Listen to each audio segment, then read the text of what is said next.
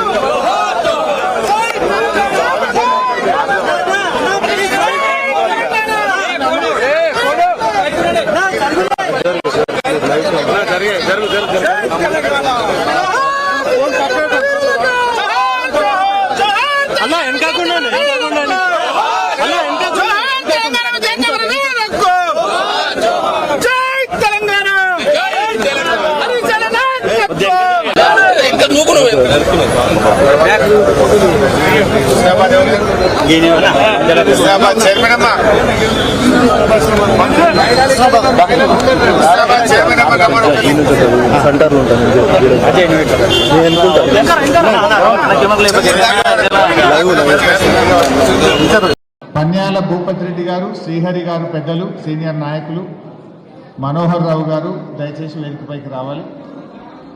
శ్రీహరన్న, కర్ర శ్రీహరన్న గారు, శ్రీహరన్నకు జర ఫ్రంట్ రోల్ ఒక చేరింది పెద్ద మనిషికి. ఇంకా శ్రీహరన్నకు ముంగట ఒక కుర్చీ అయింది. రాజమౌళి అన్న జర వెనకకు పోయి ఇంకా శ్రీహరి సాబ్ కూర్చోవచ్చు. ఇంకా ముంగట కూర్చోన్న కూర్చోమ్మ.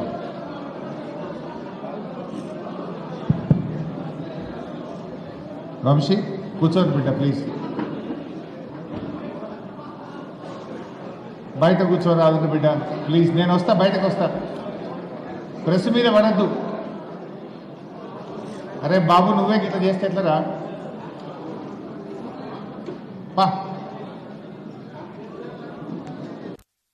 ఉద్యమకారులందరికీ పేరు పేరున వందనాలు.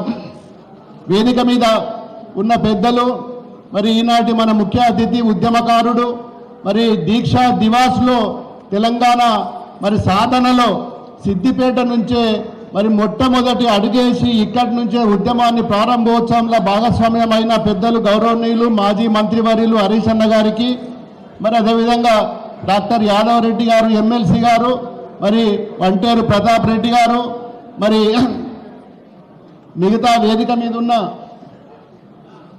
జిల్లా పరిషత్ చైర్మన్లు, మరి మాజీ చైర్మన్లు, వేదిక మీద ఉన్న పెద్దలందరికీ పేరు పేరున, మరి మా అక్క చెల్లెళ్లకు, అన్నదమ్ములకు, అన్ని గ్రామాల నుంచి విచ్చేసిన ప్రతి ఒక్కరికి, మా మీడియా మిత్రులకు అందరికి కూడా పేరు పేరున మరి వందనాలు, ఉద్యమ వందనాలు.